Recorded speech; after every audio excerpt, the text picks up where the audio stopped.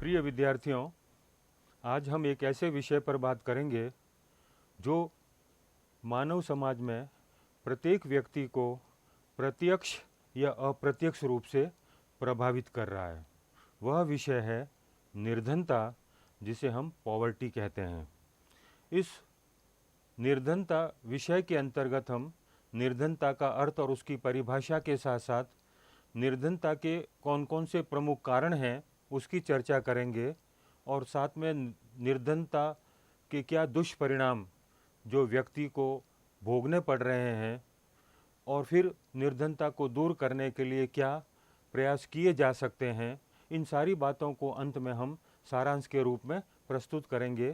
तो सबसे पहले निर्धनता कहते किसे हैं? विश्व में गरीब देशों की संख्या इतनी अधिक है कि उन्हें तीसरी दुनिया के नाम से पुकारा जाता है। तीसरी दुनिया के लोगों को अच्छा भोजन, वस्त्र तथा मकान उपलब्ध नहीं हैं। भारत में भी ऐसे अनेक परिवार हैं जो औसत दर्जे का जीवन भी व्यतीत नहीं कर पाते हैं। ये गरीबी से भयंकर रूप से पीड़ित हैं। वे सड़कों और फुटपाथों पर अपना दम तोड़ते हैं, भीख मांगकर जीवन यापन करते हैं तथा लोगों की दया पर जीवित रहते हैं। इन सारी बातों से हम ये कह सकते हैं कि गरीबी एक गंभीर सामाजिक समस्या है और भारत में भी ये एक ऐसी समस्या है जो प्रत्येक व्यक्ति को किसी न किसी रूप में प्रभावित कर रही है। चाहे वो व्यक्ति गरीब नहीं है, फिर भी उस गरीबी के कारण उस पर उसका प्रभाव पड़ता है। इसलिए हम कहते हैं कि समाज की अनेक समस्याओं में से एक गंभीर समस्या, जिसे हम सामाजिक समस्या कहते हैं, वह गरीबी है। ऐसी निर्धनता भूख और मौत को जन्म देती है। आज गरीब और अमीर के बीच एक बहुत बड़ी खाई दिखाई देती है। इस भीषण समस्या को जन्म देने में औद्योगिक क्रांति का विशेष हाथ रहा है। मशीनीकरण ने जहां एक और समाज में प्रचुर साधन उपलब्ध कराए हैं और समृद्धि को बढ़ावा दिया है, वहीं दूसरी और तीसरी दुनिया भी खड़ी कर दी जो गरीबी एवं अभावों से ग्रस्त है। हम ये कह सकते हैं कि जैसे जैसे औद्योगिकरण की प्रक्रिया तीव्र हुई तो हमें बहुत सारे आर्थिक उत्पादन के नए नए साधन प्राप्त हुए, नए नए रोजगार हमको मिले। तो जहां एक और हमको आर्थिक संपन्नता के आधार दिए, वहीं दूसरी और उसका प्रतिफल हमको गरीबी के रूप में भी देखने को मिलता है।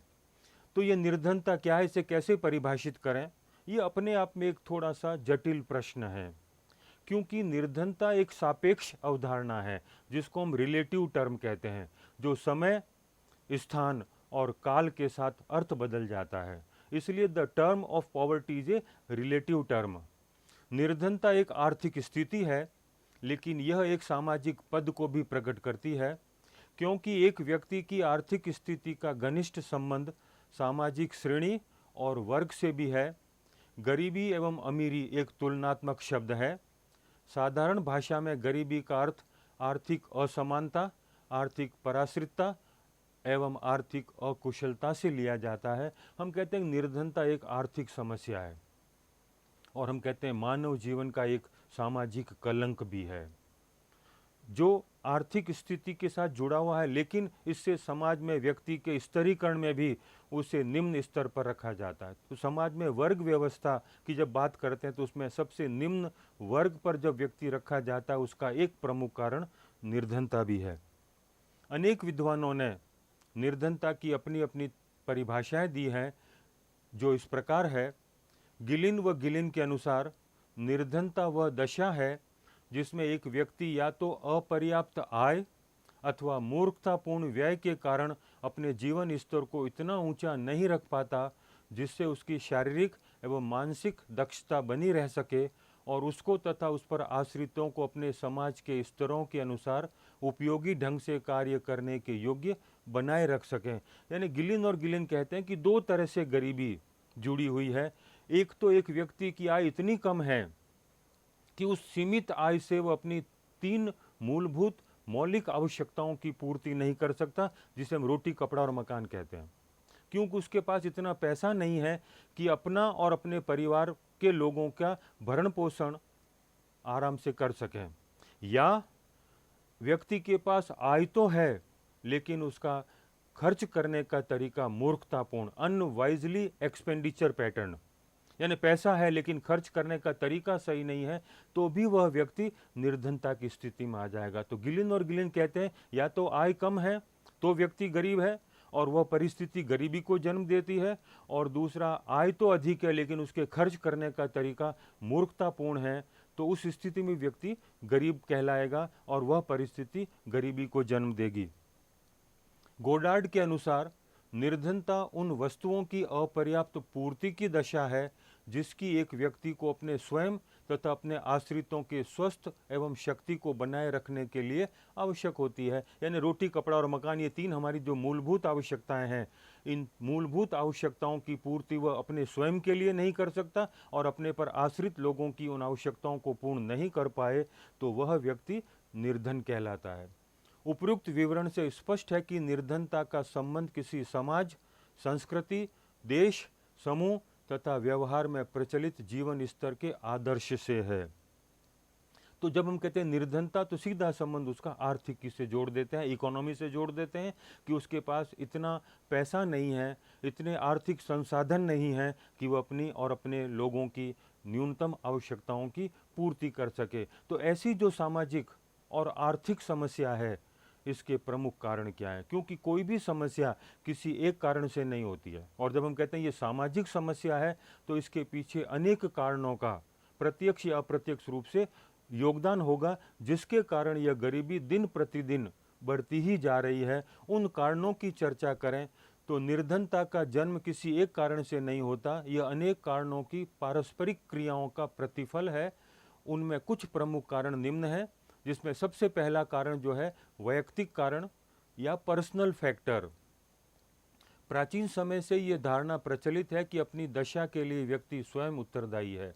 जब कोई व्यक्ति किसी बीमारी, दुर्घटना, मानसिक अयोग्यता आदि से ग्रसित होता है तब गरीबी उत्पन्न होती है। यानी व्यक्ति बीमार है, दुर्घटना में उसके किसी अंग में कोई चोट आ गई है और वह व्यक्ति काम करना चाहता है लेकिन उसे काम नहीं मिलता है, तो वह स्वयं जिम्मेवार है। अपनी अस्वस्थता के कारण, अपनी बीमारी के कारण वह आर्थिक उत्पादन के क्षेत्र में प्रवेश नहीं कर पा रहा है और वह आर्थिक उत्पादन नहीं कर पाता है, तो उसकी स्थिति निर्धनता की उत्पन्न हो जाती है। दूसरा प्रमुख कारण भौगोलिक कारण है। किसी देश में प्राकृतिक भंडारों, खनिज पदार्थों का अभाव, वर्षा की कमी, प्राकृतिक प्रकोप जैसे बाढ़, अकाल, भूकंप, महामारी आदि भी गरीबी के महत्वपूर्ण कारण है, जिसको हम कहते हैं ज्योग्राफिकल फैक्टर। कई बार किसी एक स्थान विशेष पर व्यक्ति आराम से कृषि जैसे कार्य को करके अपने और अपने परिवार के लोगों का भरण पोषण कर रहा है, लेकिन वहाँ पर प्राकृतिक विपदा आ गई, वहाँ बाढ़ की स्थिति उत्पन्न हो गई, तो जो फसल है वो पूरी की पूरी नष्ट हो जाएगी। कई बार वहाँ पर अकाल पड़ जाता है, कई बार वहाँ पर महामारी फैल जाती है, कई बार वहाँ पर भूकंप आ जाते हैं। ये सब प्राकृतिक वे विपदाएं हैं जो व्यक्ति के लिए आर्थिक उत्पादन के मार्ग में अनेक प्रकार की बाधाओं को उत्पन्न करते हैं। परिणाम स्वरूप व्यक्ति निर्धनता की स्थिति में आ जाता है। इसके पश्चात तीसरा कारण इकोनॉमिक फैक्टर या आर्थिक कारण। आर्थिक कारण में बेरोजगारी प्रमुख है, जिससे अपर्याप्त आय न होने पर वह अपना तथा अपनों पर आश्रितों का भरण पोषण नहीं कर पाता तथा न्यूनतम आवश्यकताओं की पूर्ति करने में असमर्थ। यानी आपके पास इतना पैसा नहीं है, अपर्याप्त आमदनी है, अपर्याप्त धन है, जिससे कि वह रोटी, कपड़ा और मकान जैसी सुविधाओं को नहीं जुटा पाता है, तो यह एक प्रमुख आर्थिक कारण है जो व्यक्ति को निर्धनता के कगार पर पहुंचा देता है। उसके पश्चात हम बात करें तो बढ़ती जनसंख्या। बढ़ती जनसंख्या गरीबी को बढ़ावा देती है। जिस गति से जनसंख्या वृद्धि हो रही है, उस गति से जीवन यापन के साधनों और सुविधाओं में वृद्धि नहीं होती। परिणाम स्वरूप लोगों को बेरोजगारी तथा भुखमरी का सामना करना पड़ता है। माल्थस बढ़ती जनसंख्या के लिए गरीबी को उत्तरदायी मानते हैं। यानी जैसे जैसे जनसंख्या बढ़ रही है, और हम कहते हैं जनसंख्या वृद्धि नहीं, जनसंख्या का विस्फोट हो रहा है, पॉपुलेशन एक्सप्लोजन। और जब पॉपुलेशन एक्सप्लोजन हो रहा है तो जितनी जनसंख्या में वृद्धि हो रही है, बढ़ोतरी हो रही है, उतने उत्पादन के साधन नहीं बढ़ रहे हैं।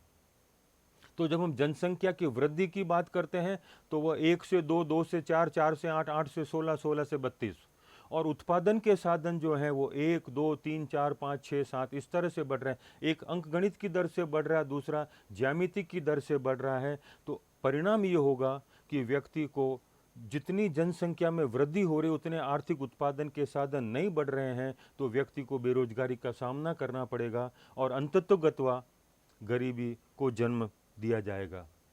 फिर अशिक्षा, निर्धनता का कारण व्यक्तियों की अज्ञानता और अशिक्षा भी है। आज प्रत्येक कार्य के लिए न्यूनतम शैक्षिक योग्यता आवश्यक है। कृषि, यांत्रिकी, उद्योग, अध्ययन, आयुर्वेद आदि सभी क्षेत्रों में प्रशिक्षण को महत्व दिया जाता है। अतः निर्धनता का एक महत्वपूर्ण कारण अशिक्षा भी है, इलिटरेसी। व्यक्ति शिक्षित नहीं है तो उसके लिए सामने कोई भी रोजगार के द्वार खुले नहीं हैं। अनेक प्रकार की बाधाएं, अनेक प्रकार के हर्डल्स उत्पन्न होंगे उसकी अशिक्षा के कारण, क्योंकि आजकल प्रत्येक व्यवसाय में न्यूनतम शिक्षा की अनिवार्यता है। और जब व्यक्ति के पास शिक्षा का कोई भी स्तर नहीं है तो वह रोजगार के क्षेत्र में प्रवेश नहीं कर पाता है और उसका परिणाम ये होता है कि वह गरीबी को जन्म देता है।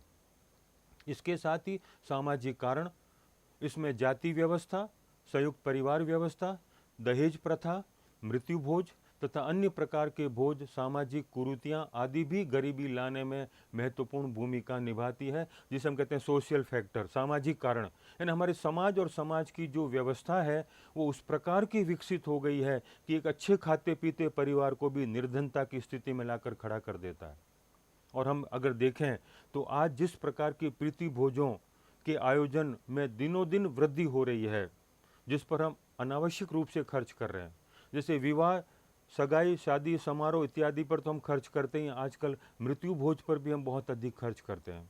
और अगर न करें तो समाज के ताने, समाज हम पर उंगली उठाएगा और समाज हमारी निंदा करेगा। इस निंदा से बचने के लिए न चाहते हुए भी व्यक्ति सामाजिक व्यवस्था के अंतर्गत उस प्रकार के भोजों का आयोजन करता है जो उसकी सीमित आमदनी में संभव नहीं है, लेकिन किसी तरह से धन की व्यवस्था करके, चाहे वो लोन लेकर, चाहे वो ऋण लेकर, चाहे किसी व्यक्ति से उधार लेकर उसकी पूर्ति करता है और परिणाम स्वरूप अपनी सीमित आमदनी उस लोन को या ऋण को चुकाने में खर्च कर देता है, तो अपने परिवार की न्यूनतम आवश्यकताओं की पूर्ति में बाधा उत्पन्न होती है। तो ये सारे सामाजिक कारण हैं जो कि गरीबी को जन्म देते हैं। इसके साथ औद्योगिकरण की प्रक्रिया भी है। उत्पादन के परंपरागत साधनों के स्थान पर मशीनों ने लिया है तो फैक्ट्री प्रणाली अस्तित्व में आई, बड़े बड़े उद्योग स्थापित हुए, ग्रामीण कुटीर उद्योग प्राय नष्ट हो गए।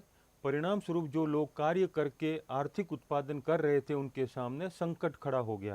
यानी औद्योगिकरण ने एक तरफ तो जहां हमको नए नए रोजगार के साधन, जिसको हम कहते हैं डाइवर्सिफिकेशन इन ऑक्यूपेशन, व्यवसायों की विविधता, वहीं साथ में ग्रामीण कुटीर उद्योगों को नष्ट करने का काम भी किया। तो जो गांव के लोग कुटीर उद्योगों से अपना आर्थिक उत्पादन करते थे उनके सामने संकट उत्पन्न हो गया, क्योंकि मशीनों के आ जाने से व्यक्ति की आवश्यकता कम हो गई।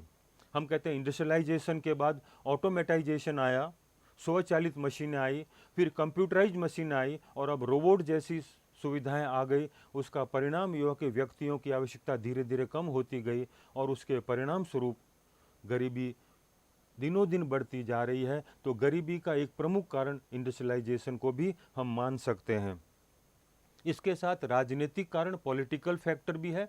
राजनीतिक अस्थिरता, उथल पुथल भी गरीबी को जन्म देती है। ऐसी स्थिति में चारों ओर असंतोष, मुनाफाखोरी, कालाबाजारी, जमाखोरी, भ्रष्टाचार आदि पनपता है, जिसके फलस्वरूप महंगाई बढ़ती है।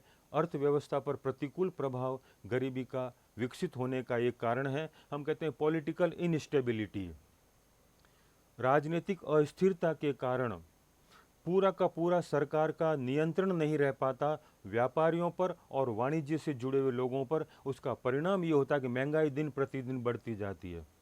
उस महंगाई के बढ़ने से सीमित आमदनी वाले व्यक्ति अपनी आवश्यकताओं की पूर्ति सुगमता से नहीं कर पाते हैं और उसका परिणाम होता है कि वो निर्धनता की स्थिति में पहुंच जाते हैं। तो ऐसी राजनीतिक अस्थिरता, राजनीतिक उथल पुथल कई बार समाज में नियंत्रण मुक्त समाज की स्थापना कर देते हैं और उसका परिणाम होता है कि निर्धनता की स्थिति उत्पन्न होती है। उसके पश्चात युद्ध भी एक प्रमुख कारण है। युद्ध के दिनों में आर्थिक अपव्यय बहुत होता है, परिणाम स्वरूप आर्थिक असंतुलन बढ़ता है जो गरीबी को बढ़ाता है। 2 विश्व युद्धों ने पश्चिम के देशों को दिवालिया बना दिया। युद्ध में पुरुषों की मृत्यु से आर्थिक अर्जन प्रभावित होता है, युद्ध के दिनों में अंतर्राष्ट्रीय व्यापार की हानि होती है। ये सभी गरीबी को बढ़ाते हैं, क्योंकि कोई भी देश जब युद्ध लड़ता है तो उसको बहुत अधिक खर्च करना पड़ता है, तो अपने बजट में से बहुत बड़ा भाग उसे युद्ध पर खर्च करना पड़ेगा। तो उसका परिणाम ये होगा कि समाज में रहने वाले लोगों की जो आवश्यकताओं की पूर्ति के लिए आर्थिक उत्पादन मददगार साबित होता है, वहाँ पर अंकुश लग जाएगा। और युद्ध में जब व्यक्ति मरते हैं तो परिवार के कोई न कोई आर्थिक उत्पादनकर्ता होते हैं, और उसका परिणाम ये होता है कि आर्थिक उत्पादनकर्ता जब युद्ध में मारा जाता है तो परिवार के सामने उसके भरण पोषण की समस्याएं उत्पन्न हो जाती है। इसके पश्चात कृषि का पिछड़ापन भी हमारे भारत में गरीबी को जन्म देता है। भारत में कृषि मोटे तौर पर मानसून पर आधारित है। कभी मानसून अति सक्रिय तो कभी अति निष्क्रिय होने पर कृषि उत्पादन पर असर पड़ता है। कृषि की गिरी हुई दशा, संसाधनों की कमी, उन्नत खाद, बीजों तथा सिंचाई सुविधाओं के अभाव भी गरीबी को बढ़ाते हैं। भारत जैसे देश में अधिकांश लोग आज भी कृषि पर जीवन यापन करते हैं, और कृषि हमारे हाथ में नहीं है, मानसून पर आधारित है। और कभी मानसून धोखा दे जाता है, कभी अति सक्रिय हो जाता है, कभी अति निष्क्रिय हो जाता है, और उसका परिणाम कि जो फसल से परिवार अपना आर्थिक उत्पादन करके न्यूनतम आवश्यकताओं की पूर्ति करते हैं, उसके सामने बहुत बड़ी संकट, बहुत बड़ी समस्या उत्पन्न हो जाती है और वो निर्धनता की स्थिति में पहुंच जाते हैं। जब हम निर्धनता के इन सारे कारणों की बात करते हैं तो कहते हैं ये अनेक कारण प्रत्यक्ष या अप्रत्यक्ष रूप से निर्धनता को बढ़ावा देते हैं। तो यह निर्धनता अनेक प्रकार के संकटों को उत्पन्न करती है, जिसे हम निर्धनता के दुष्परिणाम कहते हैं। निर्धनता समाज के लिए एक अभिशाप है, जिसने प्रत्येक व्यक्ति को किसी न किसी रूप में प्रभावित किया है। निर्धनता के कुछ दुष्परिणाम निम्नलिखित हैं। उसमें पहला, शारीरिक प्रभाव। निर्धनता शारीरिक कमियों को जन्म देती है। क्षय रोग को गरीबी की बीमारी माना जाता है। लंबी बीमारी और कार्य न करने की क्षमता भी लोगों को गरीब बनाती है, और धन के अभाव में गरीब चिकित्सा की सुविधा नहीं जुटा पाते। शरीर क्षीण होना, मृत्यु दर का बढ़ना, कुपोषण आदि समस्याओं का सामना करना पड़ता है। यानी शरीर पर उसका प्रभाव पड़ता है, क्योंकि शरीर को जो न्यूनतम कैलोरी की भोजन की आवश्यकता होती है, पोषण की आवश्यकता होती है, गरीबी के कारण वह भोजन पोषण युक्त नहीं ले पाता है, जिससे शरीर कमज़ोर हो जाता है। और शरीर कमज़ोर हो जाने से अनेक प्रकार की बीमारियों का आक्रमण होता है और व्यक्ति अस्वस्थ हो जाता है। तो अस्वस्थ होने पर फिर वह निर्धनता की स्थिति में पहुंच जाता है। इसके साथ मानसिक प्रभाव, गरीबी कुपोषण व छूत के रोगों को जन्म देती है, जिसका मानसिक स्थिति पर प्रभाव पड़ता है। इससे बौद्धिक स्तर निम्न रहता है, मस्तिष्क पर भी प्रभाव पड़ना गरीबी का एक प्रतिफल है, क्योंकि व्यक्ति हमेशा चिंता में रहेगा। उसके पास धन इतना कम है कि वो अपनी समस्त आवश्यकताओं की पूर्ति नहीं कर पाता है। इसलिए तनाव में जीने से अनेक प्रकार की मानसिक असंतुलन की स्थिति, जिसे मानसिक रोग कहते हैं, उत्पन्न होती है। साथ में सामाजिक प्रभाव भी है। निर्धन व्यक्ति की सामाजिक प्रतिष्ठा व भूमिका आदि को भी वह प्रभावित करती है। निर्धनता यानी उसकी स्थिति को नीचा गिराने का काम भी निर्धनता के द्वारा संभव है। अपराधों में वृद्धि, निर्धनता लोगों को अपराध की ओर उन्मुख करती है। अपराध व बाल अपराध के अध्ययन से ये तथ्य सामने आए हैं कि प्रायः निर्धनता लोगों को चोरी, डकैती व सेंधमारी से जोड़ती है। जब व्यक्ति के पास इतना पैसा नहीं है कि वो अपने 2 वक्त की रोटी का जुगाड़ कर सके, तो इसके लिए वह इस प्रकार की गतिविधियों से जुड़ जाता है जो उसे विघटनात्मक स्थिति में पहुंचाता है, जिसे हम अपराध की श्रेणी में रखते हैं। और जब अपराध व्यक्तियों द्वारा किया जाता है, वही कार्य बच्चे भी सीखते हैं, जिसे हम जुवेनाइल डेलिक्वेंसी या बाल अपराध कहते हैं। तो अपराधों में और बाल अपराधों में जो वृद्धि है, उसका एक प्रमुख कारण गरीबी भी है। इसके साथ पारिवारिक विघटन, निर्धनता के कारण परिवार के सभी सदस्यों को काम करना पड़ता है। माता पिता के काम पर चले जाने से बच्चों पर नियंत्रण शिथिल हो जाता है। कई बार पैसे के लिए स्त्रियां वेश्यावृत्ति को अपना लेती हैं। सदस्यों की आवश्यकताओं की पूर्ति नहीं होने से परस्पर तनाव, मनमुटाव और संघर्ष की स्थिति उत्पन्न होती है, क्योंकि परिवार में जब सभी आवश्यकताओं की पूर्ति नहीं होगी तो आपस में रोज संघर्ष होगा, तनाव होगा, परिवार का माहौल विघटित हो जाएगा और उसका परिणाम कि परिवार टूटने के कगार पर पहुंच जाएगा। फिर भिक्षावृत्ति, निर्धनता भिक्षावृत्ति के लिए भी उत्तरदायी है। पर्याप्त धन व साधन नहीं होने से आर्थिक उत्पादन का एक मार्ग भिक्षावृत्ति को भी व्यक्ति अपनाता है। हम कई बार ये कहते हैं कि गरीबी ने दो व्यवसायों को जन्म दिया है, एक भिक्षावृत्ति और दूसरा वेश्यावृत्ति।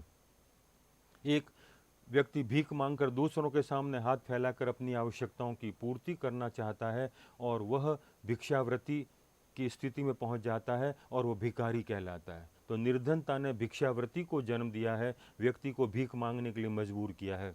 साथ में दुर्व्यसनों में वृद्धि, गरीबी के कारण लोग मानसिक चिंता व निराशा से ग्रस्त हो जाते हैं।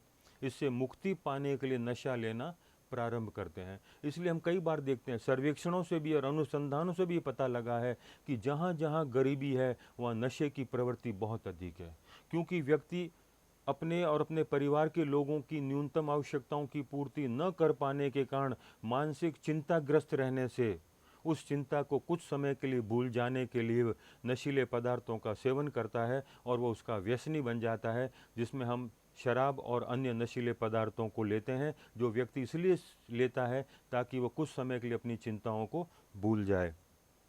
इन सभी बातों से स्पष्ट होता है कि निर्धनता एक भयंकर सामाजिक आर्थिक समस्या है। इस निर्धनता ने प्रत्येक व्यक्ति को प्रत्यक्ष या अप्रत्यक्ष रूप से प्रभावित किया है। जब इसके दुष्परिणामों को देखते हमको लगता है कि हर व्यक्ति किसी न किसी रूप में इस गरीबी से जुड़ा हुआ है और ये एक ऐसी सामाजिक समस्या है जिसे हम कहते हैं सामाजिक अभिशाप है, सामाजिक कलंक है और समाज के लिए एक ऐसी स्थिति है जो समाज को विघटन की कगार पर पहुंचाती है। तो हम क्या करें? तो इसके लिए हम ये चाहते हैं, हमारा समाज भी यह चाहता है, प्रत्येक व्यक्ति भी यह चाहता है कि निर्धनता को कैसे खत्म किया जाए, कैसे समाप्त किया जाए। तो कोई ऐसी जादू की छड़ी नहीं हमारे पास कि हम तुरंत निर्धनता को समाप्त कर लें। अगर हम प्रयास करें तो निर्धनता को कुछ सीमा तक हम कम कर सकते हैं। निर्धनता को कुछ सीमा पर हम अंकुश लगाकर उसकी वृद्धि को रोक सकते हैं। तो ऐसी भयंकर सामाजिक और आर्थिक समस्या को कम करने के लिए, उस पर अंकुश लगाने के लिए हम कुछ उपाय कर सकते हैं। तो एक सरल सा उपाय तो यह है कि जिन कारणों से गरीबी बढ़ती है और हमने उन सारे कारणों को देखा है, उसका उलट कर रख दें। जैसे हम कहते हैं कि जनसंख्या वृद्धि ने गरीबी को जन्म दिया है, तो हम कहें जनसंख्या को कम करने के उपाय करें। हम यह कहें कि बेरोजगारी के कारण गरीबी बढ़ी है, तो हम बेरोजगारी को दूर करने के उपाय करें। हम यह कहते हैं कि अशिक्षा के कारण गरीबी बढ़ी है, तो हम अशिक्षा की जगह शिक्षा का प्रचार प्रसार करें। हम यह कहते हैं कि हमारे सामाजिक कारण में ऐसे बहुत सारी सामाजिक प्रथाएं और परंपराएं हैं जो हमको गरीबी के कगार पर पहुंचाती है, तो उन पर अंकुश लगाने के लिए कानून बनाएं। तो ऐसे सारे उपाय कर सकते हैं जो कारण के हमको पता है कि गरीबी के कारण ये हैं, तो इन कारणों को दूर करेंगे तो गरीबी को दूर किया जा सकता है। उन कारणों की अगर हम बात करें या उन उपायों की बात करें तो हम कह सकते हैं सबसे पहला जो उपाय हम करना चाहें तो बेरोजगारी को दूर करना, नए नए रोजगार के साधन खोलना। अगर ये व्यक्तिगत स्तर पर भी किया जा सकता है, सामुदायिक स्तर पर भी किया जा सकता है और सरकारी स्तर पर भी किया जा सकता है। ये सारे स्तरों पर मिलजुल कर अगर हम प्रयास करें तो बेरोजगारी को कम करने के लिए हम नए नए रोजगार के साधन उपलब्ध करवाकर निर्धनता रूपी अभिशाप को खत्म कर सकते हैं। साथ में हम जनसंख्या पर नियंत्रण भी कर सकते हैं। जनसंख्या वृद्धि हमारे लिए एक ऐसी समस्या है जो अनेक समस्याओं को जन्म दे रही है। ऐसी जनसंख्या को जो विस्फोट का रूप ले रही है, उस पर अंकुश लगाने के लिए व्यक्ति को जागरूक बनाएं। जैसे हम लोग ने पहले ये क्या था, बस 2 या 3 बच्चे होते हैं घर में अच्छे, उससे भी जनसंख्या नहीं रुकी तो हमने कहा हम 2 हमारे 2, उससे भी जनसंख्या वृद्धि पर अंकुश नहीं लगा तो हमने कहा हम 1 हमारे 1। इस तरह की सोच से प्रचार प्रसार किया जाए और लोगों को उन सारे नियोजन के तरीकों से अवगत कराया जाए जिससे हम जनसंख्या पर अंकुश लगा सकें, उसकी दर पर अंकुश लगा सकें, तो बेरोजगारी को भी हम कम कर सकते हैं। साथ में कृषि व्यवस्था में सुधार करना, नए नए आधुनिक तकनीकी साधनों से कृषि करने का ज्ञान अगर लोगों को मिल जाए, नए उन्नत बीज, उन्नत खाद, रासायनिक उर्वरक, इन सारी चीज़ों को उपलब्ध करवा के हम कृषि को उन्नत बनाकर व्यक्ति में व्याप्त बेरोजगारी को दूर किया जा सकता है। साथ में कुटीर उद्योगों को प्रोत्साहित करें। एक तरफ हम औद्योगिकरण की प्रक्रिया को तीव्र कर रहे हैं तो साथ में कुटीर उद्योग नष्ट हो रहे हैं, तो हम कुटीर उद्योगों को औद्योगिकरण के साथ जोड़ दें तो दोनों के बीच सामंजस्य होगा। तो जो कुटीर उद्योग से लोग आमदनी प्राप्त करते हैं वे भी अपना जीविकोपार्जन सुगमता से करके गरीबी से बाहर निकल सकते हैं। साथ में चिकित्सा सुविधाएं उपलब्ध करवाएं, क्योंकि अनेक प्रकार के रोग व्यक्ति को काम करने से रोकते हैं। ऐसी स्थिति में हम आधुनिक चिकित्सा सुविधा, स्वास्थ्य सेवाओं का विस्तार करें तो हम जनसंख्या को हम बीमारी को रोक सकते हैं और साथ में निर्धनता को भी कम कर सकते हैं। इसी तरह शिक्षा का प्रसार करें, जगह जगह शैक्षिक केंद्र विकसित करें। जहां गांव में शिक्षा के स्तर नहीं है, जहां पर स्कूल और कॉलेजेस नहीं हैं, वहां पर इन सारी सुविधाओं को उपलब्ध करवाकर व्यक्ति को शिक्षा के प्रति जागरूक बनाएंगे तो जितना व्यक्ति शिक्षा से जुड़ेगा उतनी उसके मस्तिष्क में अज्ञानता दूर होगी और ज्ञान का प्रकाश पहुंचेगा, और उसका परिणाम ये होगा कि वह रोजगार के साधनों को प्राप्त करने के लिए सक्षम बन पाएगा। इसके साथ सरकार ने कुछ गरीबी उन्मूलन कार्यक्रम भी किए हैं जिसका सही इम्प्लीमेंटेशन, सही क्रियान्वयन हो। उसमें IRDP समन्वित ग्रामीण विकास कार्यक्रम, इंटीग्रेटेड रूरल डेवलपमेंट प्रोग्राम जो गांव के विकास के लिए है, साथ में ट्राइसेम स्वरोजगार के लिए ग्रामीण युवाओं को प्रशिक्षण देना, training for rural youth for self employment, फिर ग्रामीण महिला एवं बालोत्थान योजना, स्वर्ण जयंती शहरी रोजगार योजना, शहरी मजदूरी रोजगार कार्यक्रम। ये सारे कार्यक्रम सरकार ने इसलिए बनाए हैं ताकि व्यक्ति उन कार्यक्रमों के द्वारा रोजगार प्राप्त कर सके और अपने परिवार के लोगों की न्यूनतम आवश्यकताओं की पूर्ति कर सके। इसके लिए प्रधानमंत्री रोजगार योजना भी बहुत अच्छी योजना है। अन्नपूर्णा योजना, अंत्योदय योजना, संपूर्ण ग्रामीण रोजगार योजना, जयप्रकाश नारायण रोजगार ग्रामीण योजना, काम के बदले अनाज योजना और मनरेगा। ये मनरेगा इतना महत्वपूर्ण कार्यक्रम है सरकार का, जो महात्मा गांधी के नाम से मनरेगा, महात्मा गांधी ग्रामीण रोजगार गारंटी एक्ट बन गया। पहले ये कार्यक्रम था, फिर बाद में ये एक्ट बन गया। उस एक्ट के तहत प्रत्येक ग्रामीण क्षेत्र में रहने वाले उन परिवारों को जिनके पास आर्थिक उत्पादन के कोई साधन नहीं है, उनको वर्ष भर में लगभग एक व्यक्ति को 100 दिन रोजगार उपलब्ध होगा और इतनी आमदनी प्राप्त करेगा कि वो अपने और अपने परिवार के लोगों का सुचारू रूप से भरण पोषण कर सके। इस तरह की योजना मनरेगा ऐसी योजना है जो गांव के अंतर्गत गरीबी को दूर करने के लिए बहुत ही महत्वपूर्ण योजना थी। तो ये सारे के सारे जो कार्यक्रम हैं, इसका सही क्रियान्वयन हो। सरकार ने तो बहुत सोच समझकर तार्किक ढंग से इसका क्रियान्वयन होना चाहिए ऐसी सोच विकसित की थी, लेकिन हम लोगों की कुछ कमी के कारण इसका सही क्रियान्वयन नहीं हो पाया। अगर हम इसका सही क्रियान्वयन करें तो इसका परिणाम ये होगा कि गांव में जो व्याप्त गरीबी है उस गरीबी को हम दूर कर सकते हैं। इसके साथ में शहर में रहने वाले लोगों को भी रोजगार के उन नए नए साधनों से जुड़ने का अवसर मिले। ऐसी भी योजनाएं अगर हम बनाते हैं तो उसका भी लाभ आम व्यक्ति को मिलेगा और उसका परिणाम ये होगा कि समाज में जो एक सामाजिक कलंक है गरीबी या निर्धनता, उसे हम दूर कर सकते हैं। तो ये सारी की सारी बातों को हम लें तो ये एक ऐसी सामाजिक समस्या जो अनेक कारणों से हुई है, जिसके अनेक दुष्परिणाम हैं। तो इसको रोकने के लिए भी हमको अनेक तरह से प्रयास करने होंगे। ये प्रयास 3 स्तरों पर कर सकते हैं। व्यक्तिगत स्तर पर भी कर सकते हैं हम अपनी तरह से, स्वरोजगार विकसित करके खुद तो रोजगार प्राप्त करें ही, साथ में लोगों को और रोजगार से अपने साथ जोड़ें। इसके साथ सामुदायिक स्तर पर हम इस तरह के कार्यक्रम का संचालन करें जिससे समुदाय के लोग भी उस कार्यक्रम से जुड़कर आर्थिक उत्पादन कर सकें। और उसके पश्चात सामाजिक स्तर पर, जो राष्ट्र के स्तर पर कहते हैं हम लोग, तो राष्ट्र के द्वारा भी या किसी देश के द्वारा भी इस प्रकार की योजनाएं संचालित करें जिससे लोगों को रोजगार के साधन उपलब्ध हो सकें। तो ये सारी की सारी ऐसी योजनाएं हैं, ऐसे कार्यक्रम हैं जो मिलजुल कर अगर हम प्रयास करेंगे तो समाज में इस व्याप्त बुराई को हम दूर कर सकते हैं। तो इन सारी बातों को सारांश के रूप में हम कह सकते हैं कि निर्धनता एक सापेक्ष अवधारणा है जिसका संबंध स्थान काल से रहा है।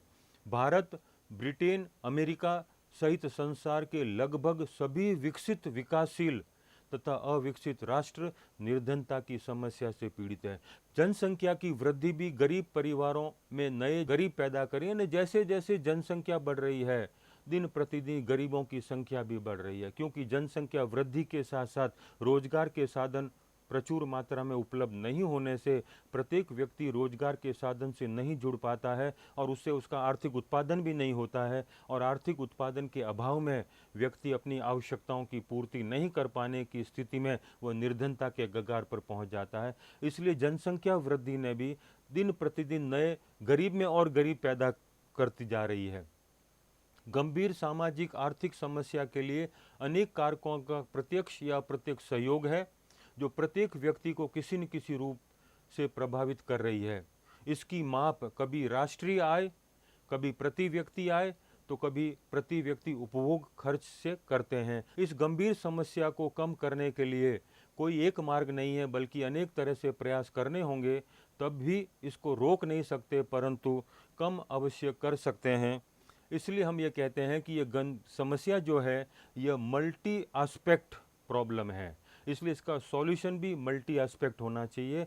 बहुस्तरीय प्रयास करेंगे तो हम इसको रोक तो नहीं सकते, कम तो जरूर कर सकते हैं। अगर ये सब मिलजुल कर प्रयास करेंगे तो इस समस्या से हम छुटकारा पा सकते हैं। तो प्रिय विद्यार्थियों, गरीबी एक ऐसी अवधारणा है, एक ऐसी समस्या है जिस पर हर व्यक्ति किसी न किसी रूप में सोचता है, और हमने उन सारे कारणों की बात की जो आपको समझ में आई होगी।